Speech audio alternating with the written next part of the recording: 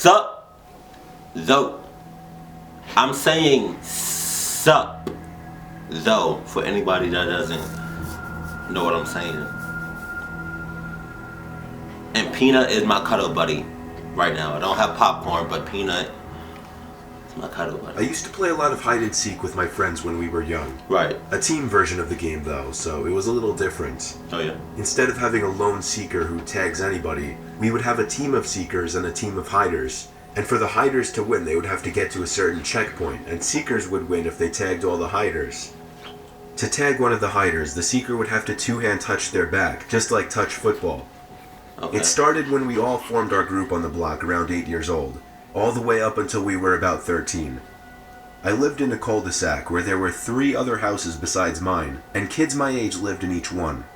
There were also 4 other kids right outside the cul-de-sac around our age, so ever since I was little I had a group of neighboring friends. When we would play hide and seek, we would usually play in the cul-de-sac, since there was a lot of open space, trees, bushes, and each of the houses belonged to one of us, so we could use all the property space for the game as well.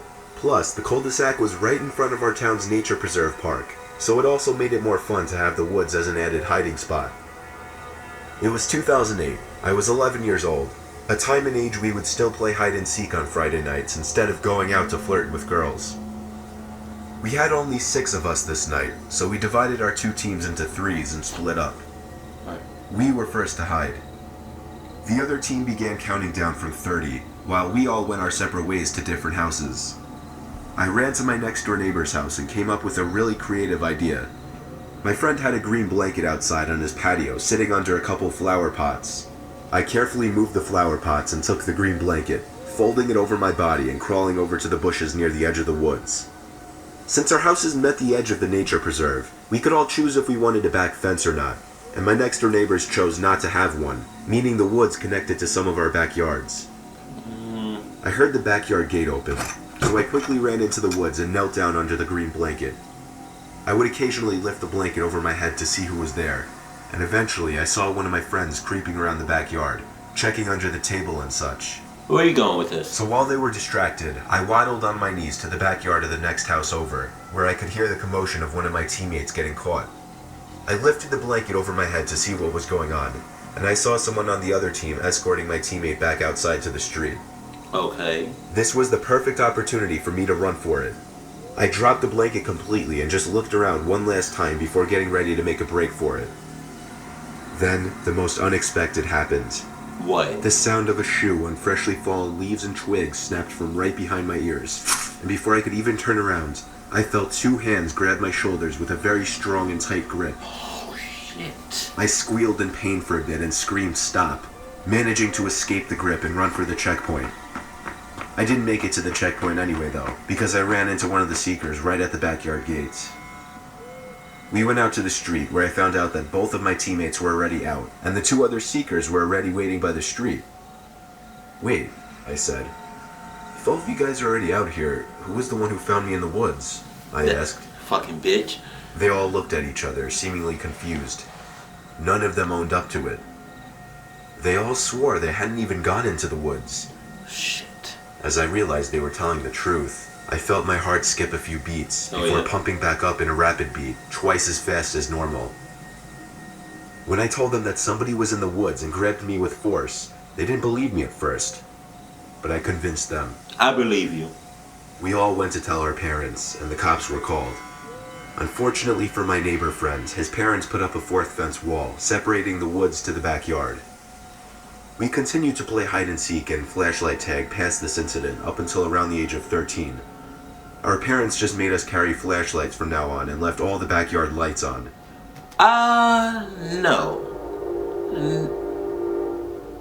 That's the fucking train. You hear it?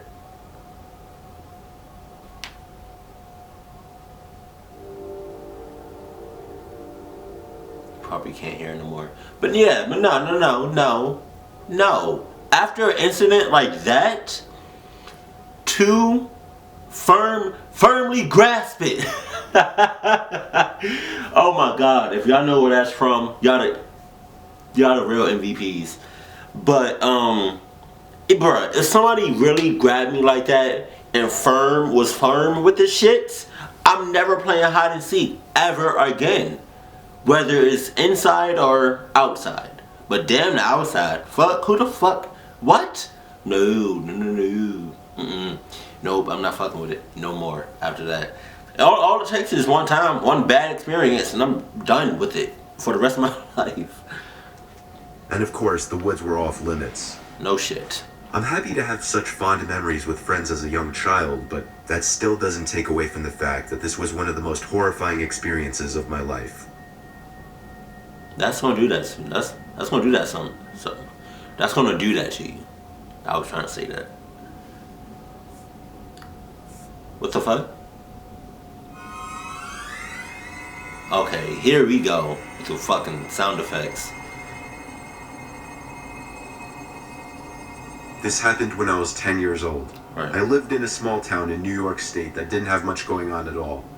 The house next door to mine was vacant for the longest time, until one day a moving truck pulled up in front, and a woman, a kid my age, and a toddler stepped out. Me and my dad had been sitting on the stoop talking, so we were able to go over and greet them right away. The mom seemed pretty normal, though there was something slightly off about her personality.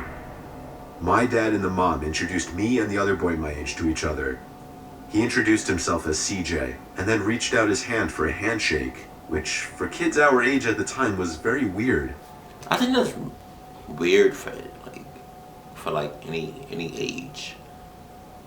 Like, there was this one scene in Paranormal Activity, I think it was the third one, where the kid was introduced to the other kid, Hunter or somebody, and he literally stuck out his hand like that. No, I do not like. No, that's weird. That's normal as shit. I am not normal. Y'all know this. If you don't, now you know, right? But I'm not about to just stick out. No, I'm about to either do this, what's up, or I'm about to give you some, some elbow, right? Or I'm gonna do this shit. I'm not about to. What? No, I take that back. I'll probably do that. No, I don't know. I shook his hand, and I remember both of our parents laughed.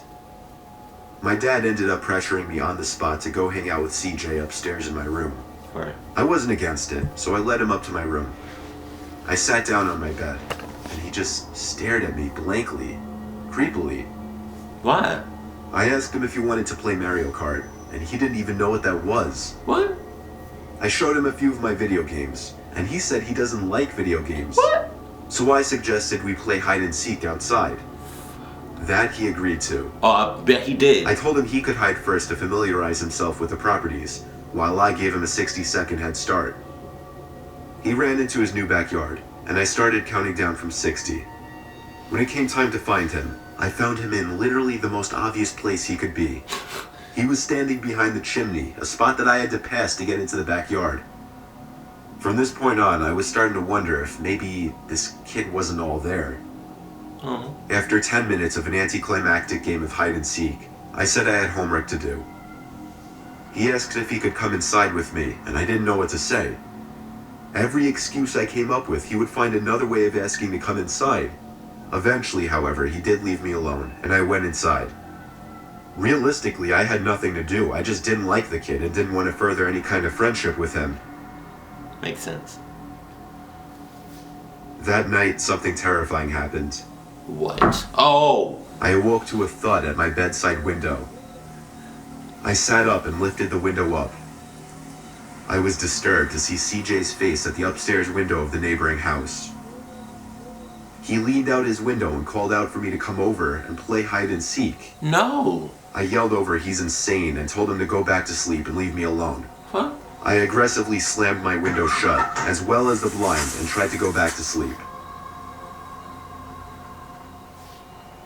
Stop it. Stop. 2 more times a rock or something was thrown at my window, but I ignored it. When it seemed to stop, I was relieved, and finally felt at ease. 10 minutes or so later, I heard a noise coming from below my window outside. It sounded like a bird was hopping around the ledge or something, possibly.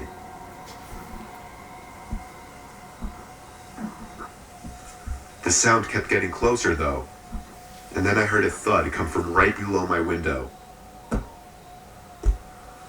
I didn't know what to think. What if CJ was out there? Stop was thinking. He trying to climb up to my window? The thought of it was so disturbing it was almost comical. Then I heard the slightest creak of the floorboards near my bedroom door.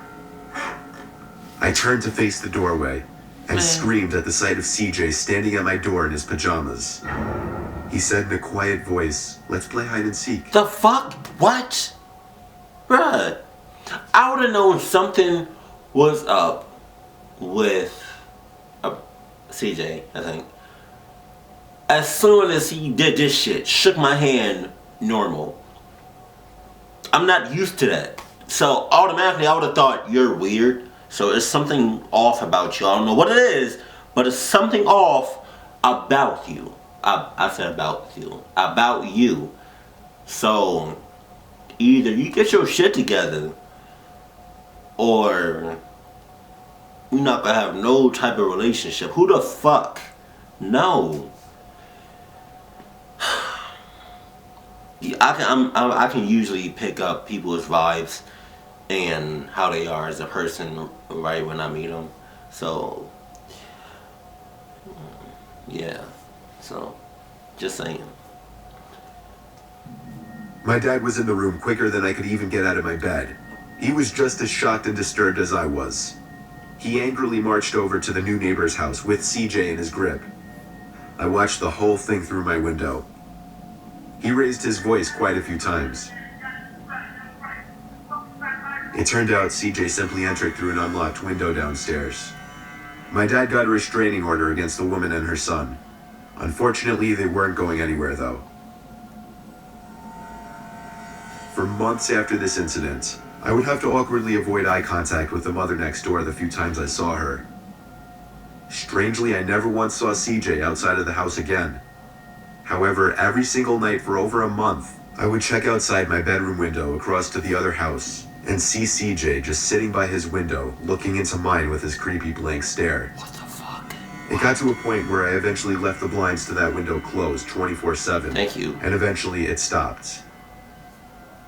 CJ and his mom moved out less than a year later, and luckily I never saw them again. Or so you thought.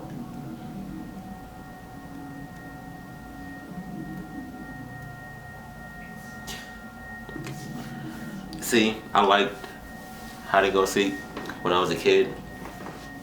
It was fun. But now times have changed. Times are different. You know, people change. And if I don't think I would, you know, play hide and seek right now. Granted, I am a grown ass man. Let's say, for instance, this is how I would go about this situation. If one of my friends suggested that we play hide and go seek late at night, which you got me fucked up. But let's just say, for instance, I went along with it, right? And it's me and another, like one of my friends, Mike, right? And we decided to play. We decided to play hide and go seek right now. Like I'm a grown ass man, 23, right? And we decided to play hide and go seek. All right. First of all, it's at night. That's one negative, right? And it's it's dark, right? And it's outside. That's 3 fucking negatives right there. And that's all I'm saying. You're taking 3 L's right there. But for some reason, I'm still going along with it, right? And you hide and I'm counting, right? And I count from. It's been a minute since I played hide and go seek, but I count, you know, from 1 to 10, right? You go hide. 1, Mississippi. 2, Mississippi. 3, Mississippi. You got me fucked up. 10. I mean, I don't got, like, come on, I don't got all night. So after about 5 minutes, I don't see you, I don't hear you to give away your location. You know, a good 5 minutes, you're good at hide and go seek. Add another 5 minutes, that's 10 minutes, right? That's when I start to get a little worried because it's at night and it's dark. After about another 5 minutes, 15 minutes, okay, I'm like, joke's over. Let's come on, Mike. Where the fuck you at? Like, come on, like, I don't hear anything. Mike. If I say your name twice and you don't say shit, and I'm like, game's over. It's time to wrap it up. Let's go in the house. I don't got. Come on. I'm starting to get some weird ass, scary ass, creepy ass vibes right now. And you don't say anything after I call your name 2 times, right? And it's been like 15, 20 minutes. I'm sorry to say, but you gonna be on your own, right? I can't. No, I'm not fucking with it. Stop. That's why I see, cause I enjoyed hide and go seek in the house, but outside, fuck no, especially when it's dark. Like, who the hell plays hide and go seek at night? Do y'all? I hope y'all don't. At night, outside, no. But I have yet to actually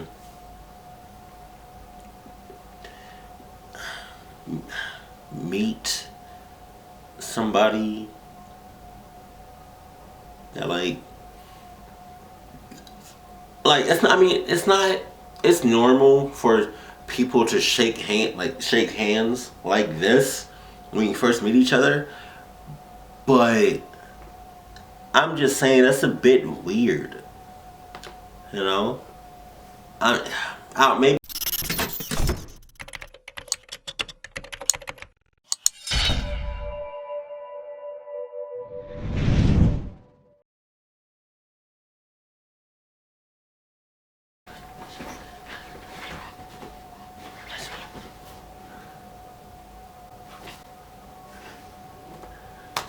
SupTho. I'm saying sup though for anybody that doesn't know what I'm saying. And Peanut is my cuddle buddy right now. I don't have popcorn, but Peanut is my cuddle buddy. I used to play a lot of hide and seek with my friends when we were young. Right. A team version of the game though, so it was a little different. Oh yeah. Instead of having a lone seeker who tags anybody, we would have a team of seekers and a team of hiders. And for the hiders to win, they would have to get to a certain checkpoint, and seekers would win if they tagged all the hiders. To tag one of the hiders, the seeker would have to two-hand touch their back, just like touch football. Okay. It started when we all formed our group on the block around 8 years old.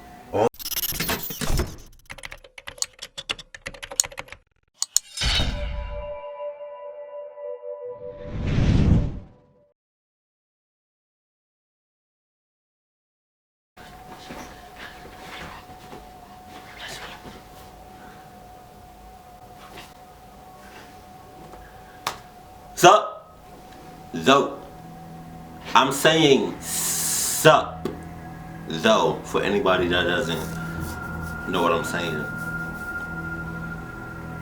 And Peanut is my cuddle buddy right now. I don't have popcorn, but Peanut is my cuddle buddy. I used to play a lot of hide and seek with my friends when we were young. Right. A team version of the game though, so it was a little different. Oh yeah. Instead of having a lone seeker who tags anybody, we would have a team of seekers and a team of hiders. And for the hiders to win, they would have to get to a